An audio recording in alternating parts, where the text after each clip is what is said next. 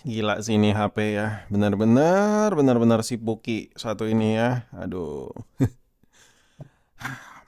Oke, sebenarnya gue tuh lagi mengumpulkan experience dan data yang gue rasain di handphone ini.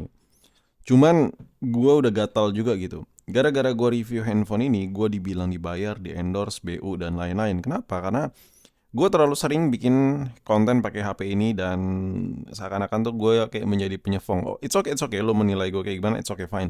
Ya namanya juga internet kan, bebas dong, lo menilai gue kayak AP juga, bodo amat juga kan, ya kan. Siapa lu bang ngatur-ngatur gue, ya kan, gue setuju. Cuman gue di video kali ini pengen kasih tahu aja ke lo ya. Kalau handphone yang gue punya ini, gue beli sendiri, pakai duit gue sendiri, oke.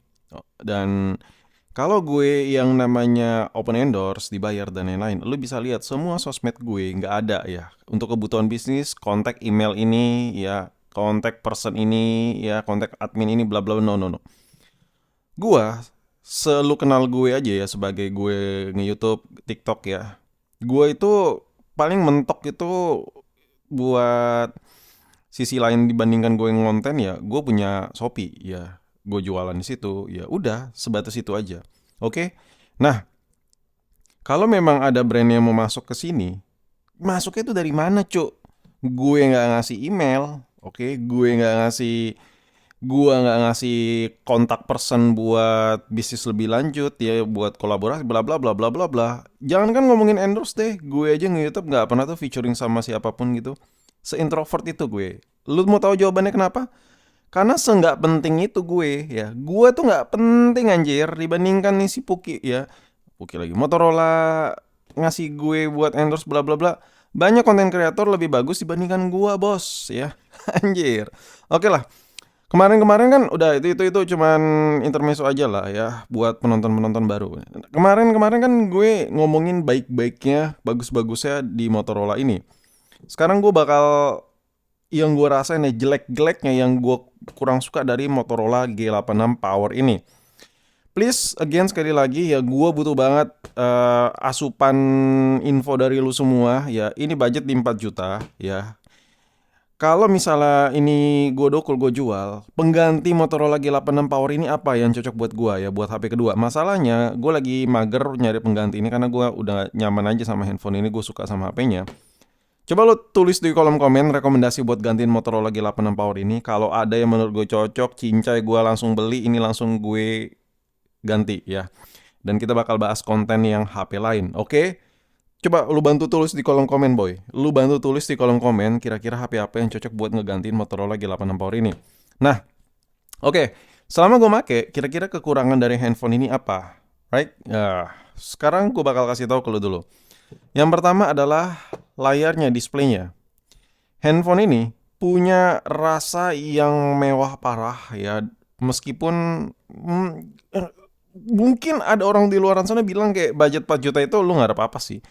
Tapi ada loh orang di luar sana 4 juta itu gede banget gitu. Apalagi buat gue yang masih miskin gitu ya kan. Kayak penghasilan cuma beberapa ratus juta seminggu tuh masih masih terlalu mahal anjir buat gue sebuah HP harga 4 jutaan. Maklum lah. Rakyat jelata kayak gue yang gajinya cuma beberapa ratus juta seminggu. Ngarep apa gitu dari HP mahal bos. Ya. Jadi menurut gue nih ya. Handphone ini di harga 4 juta. Layarnya oke, tapi masih ada yang lebih klimaks. Gue nggak tahu ya. Ini serius. Ini kekurangan pertama kita bahas layarnya dulu deh. Yang dari kemarin bilang endorse ya. Gue belum selesai masalahnya pakai HP ini cuy ya. Yang gue rasain baru enak-enaknya aja ya. Sabar. Next pasti gue kasih tahu kebusukan dari Motorola ini pasti ada kok. Pasti nemu gue celahnya. Gue juga lagi nyari celahnya. Cuman karena gue pengen bikinnya konten agak cepat, kekurangan dari handphone ini ya udah nggak terlalu banyak yang bisa gue sampaikan. Tapi next kalau ada kekurangan yang gue rasain, kejelekan yang menurut gue kurang, gue bakal up kok. Santai baik lo, sans, masih netral gue. Yang pertama displaynya, kenapa displaynya? Yang pertama kalau nih gue kasih lihat ke lu ya, gue nggak tahu entah gimana ceritanya ya.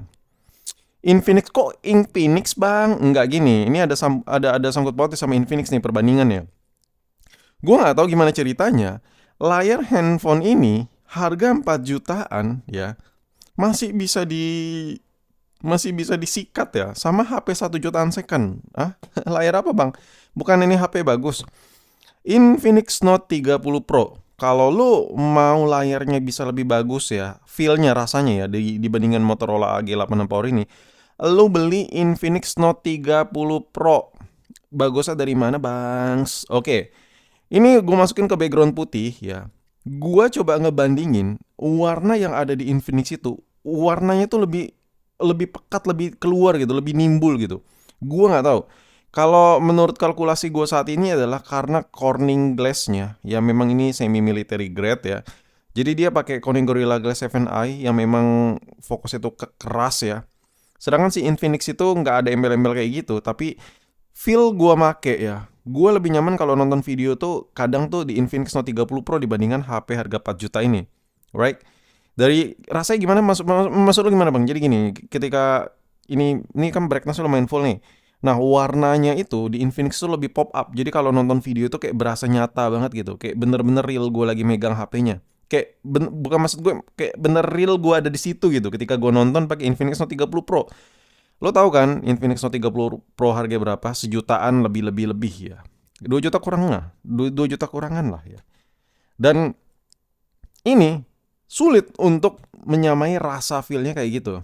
Even handphone ini sampai gua klimaksin ntar. Takutnya ada notif VCS dari cem-ceman gue. Ya, even sampai brightness-nya gue klimaksin, ya kayak ada yang beda gitu. Kayak ada yang beda sama Infinix Note 30 Pro, oke? Lo tau dari mana, Bang? Ya, gua kebetulan kan gua jual di Shopee juga tuh Infinix Note 30 Pro. Jadi waktu masuk 4 biji stok Infinix Note 30 Pro, iseng lah gue pegang satu tuh, ya. Gue bawa pulang tuh sambil gue buat kebutuhan konten kan nyambi. Lah kok enak banget layar Infinix Note 30 Pro dibandingkan ini. Kok janggal gitu. Itu yang pertama. Oke. Yang kedua adalah ya, handphone ini meskipun udah di mana ya?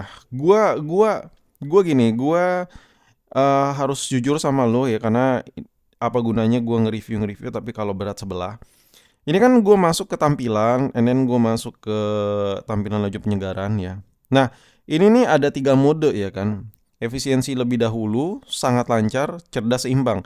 Gue tuh selalu di sangat lancar. Tadi lu ngelihat efisiensi lebih dahulu, gue habis bikin konten video short ya. Ya, gue lagi ngejelasin ini. Makanya tadi efisiensi lebih dahulu. Aslinya tuh gue selalu di sangat lancar, selalu di mode ini. Tapi kalau dibandingkan sama King Phoenix ya, rasanya itu kok kayak nggak ada upgrade ya. Maksudnya kayak kadang bahkan Motorola ini kayak sedikit grade-nya tuh di bawah Infinix Note 30 Pro. Gue nggak tahu. Coba lu bantu jelasin kalau lu ngerasa ya. Jadi rasa smoothnya itu, rasa halusnya layar ketika scrolling, Infinix Note 30 Pro maknyus cuy ya. Oke. Itu dari experience gue make. Kalau dari sisi performance, iya kalau dari Infinix Note 30 Pro ke sini agak berasa karena ini HP baru, ya cycle charging baterai juga masih kecil, baterai juga gede, jadi udah pasti lu geber sampai baterainya lowbat pun performanya masih lebih jos ini dibandingkan HP-HP second. Nah, yang kedua adalah fisik ya. Ini fisik ya, gua harus pakai in case, oke? Gua nggak tahu ya ini video bakal panjang atau nggak, gua nggak peduli lah ya, gua nggak peduli.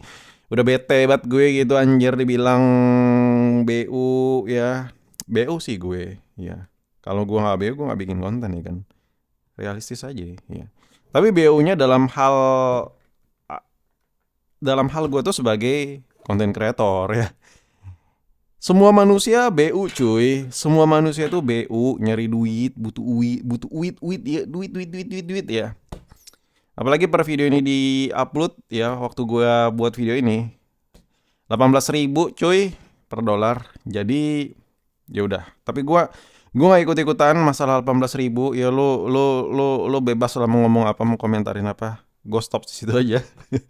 Nah, ini minus yang kedua ya. Minus yang kedua, gua harus pakai case ini kemana-mana. Bukankah case-nya bagus? Tidak. Iya bagus sih. Cuman ada alasan kenapa gue bilang tidak bagus case ini. Case ini tuh terlalu licin. Gue udah pernah beli case yang karet gitu, tapi itu licin juga. Gue nyari yang jeleknya sulitnya minta ampun bos ya. Ini jadi minus yang kedua nih, lu harus paham ya. Jadi kenapa? Ini bentuknya keren, elegan, ganteng ya. Jujur li di harga HP 4 juta ya, 3 juta gede, 4 juta. Salah satu, taruh pegel cuy. Taruh, tangan gue pegel anjir megang. Salah satu desain handphone terganteng. Ting sorry, HP ada notif ya. Bener-bener literally gue pakai soalnya. HP terganteng menurut gue nih fix no debat ya, bebas lah. Lu mau suka HP lain bebas ya. Kalau gue suka HP ini karena rasa elegannya parah. Ini ala-ala tekstur kulit-kulit jeruk ini bukan plastik, dipegang berasa soft anjir. Kayak berasa ada di dashboard mobil, ada soft touch ya. Anjay. Tapi ada minusnya. Handphone ini kalau nggak dipakein case, tangan gua kan semi sering keringat ya. Ini nanti berbekas gitu, bekas-bekas keringat. Apalagi kalau kalau gue kan pakai HP kadang suka kasar kan. Kadang kalau gue taruh begini, kegesek-gesek di meja ya. Ini lama-lama jadi kasar. Jadi ada noda bekas gesekan. Dan mau nggak mau, ya udah gue harus pakein case. Tapi masalahnya case ini licin. Ya udah sih bang, lu tinggal beli lagi bang. Ya. Masalahnya adalah yang jual aksesoris Motorola G86 Power sedikit. Gue udah pernah beli. Kalau lu mantengin channel ini, gue pada saat itu, pada saat handphone ini bahkan baru gue pakai sehari, gue langsung beliin case. Case karet yang gue pikir tuh nggak bakal licin, keset gitu. Tapi ternyata gue setiap megang hampir jatuh mulu HP-nya karena case yang gue beli itu terlalu licin dan gue balikin lagi ke sini. Ini agak keset tapi tetap aja kalau tangan gue keringet ini licin juga. Beda dengan Android-Androidan lain yang lebih FOMO-FOMOan orang beli, itu jual aksesorisnya banyak ya. Jadi ini serba terbatas nih, agak bete sih gue ya. Jadi jujur li secara fisik gue suka dia pakai case ini keren ya, bentuknya keren. Ini kalau dilihat dari dekat dia kayak ada bintik-bintik ya. Suka sih gue, keren gitu. Test on detailnya maknyus. Nah, itu kekurangan kedua. Yang pertama display, yang kedua dari karena bentukannya begini jadi harus begini ya. Lu paham lah maksud gue. Sekarang minus yang terakhir ya. Jadi ada tiga kejelekan yang gue rasain sama Motorola ini. Yang terakhir yaitu adaptornya. Ini bukti, ini real ya. Memang gue setuju dengan penggunaan charger yang kecil ya, yang 33 watt, bikin handphone lu itu awet baterainya. Cuman who cares anjir, who cares? Gue pakai HP itu biar efisiensi waktu, buat bantu gue kerja, buat produktivitas gue tinggi, bukan buat awet-awetan baterai. Gue nggak peduli sama yang namanya baterai awet. Tapi memang di video kemarin gue ngejelasin kalau lu pengen punya HP tapi baterai health-nya nggak cepat berkurang, cari handphone yang adaptor bawaannya tuh wattnya nggak terlalu gede. Salah satunya lu bisa pilih Motorola ini. Baterai health-nya memang gacor ini.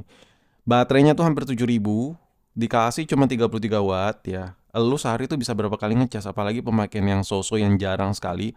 Maybe lu bisa 2 hari, 3 hari baru ngecas, dan kalau sekalinya dicas cuma 33 watt. Yang dimana ini casan sangat-sangat ramah terhadap baterai. Bukan 68 watt ya. Ini handphone kenapa jadi kekurangan? Karena chargernya 33 watt. Dan gua gak peduli sama baterainya. Mau soak ya mau apa, gue tinggal ganti aja. Yang penting kerjaan gue beres. Nah, tapi bang ini baterai gede. Buat gua, baterai gede tetap akan habis. Segede apapun tetap akan habis sama gua. Jadi, gua itu pakai HP tuh dari bangun tidur sampai sebelum tidur gue full pakai HP. Kerjaan gue di HP, nggak hanya konten, kerjaan gue di luaran sana juga kerja gue berhubungannya sama HP. Oke, gue nggak pakai laptop, gue nggak pakai tablet, ya, gue nggak pakai PC apalagi, gue kerjanya pakai HP. Dan makanya gue kadang kalau keluar kota bawa 3 sampai 4 HP. Karena memang sampai serumit itu gue kerja ya. Nah, 33 watt ini bikin gue bete. Biasanya gue pakai HP sejutaan, kayak let's say kita bandingin lagi Infinix ya. Ini gue ambil deh adaptornya bentar. Nah, kalau gue beli HP sejutaan, chargernya gede banget, 68 watt. 2 kali lipat lebih nih, 33 ini 68. Handphone ini gue harus makan dulu, ya. Kadang gue harus misalnya mandi dulu, habis makan, mandi, habis itu mungkin nyuci mobil dulu, nyuci mobil lagi, nyuci mobil lagi, nyuci mobil lagi. Maklum lah, mobil gue ada banyak soalnya. Anjay, enggak, sorry. Bercanda. Ya, orang kismin kayak gue cuman penghasilan ratusan juta seminggu bisa beli apa sih si kere. Nah, Jadi karena memang ini makan waktu 33 watt, ini bikin gue bete.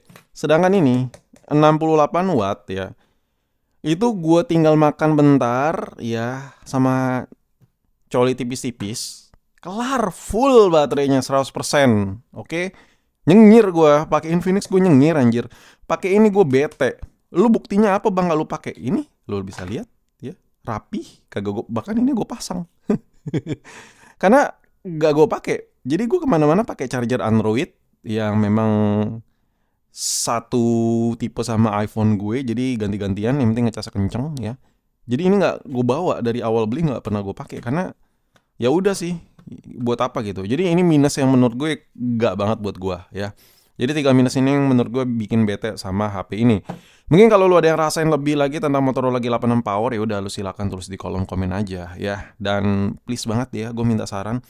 Kira-kira pengganti gue buat HP kedua gue setelah Motorola G86 Power ini apa? Tolong bacotin di kolom komen.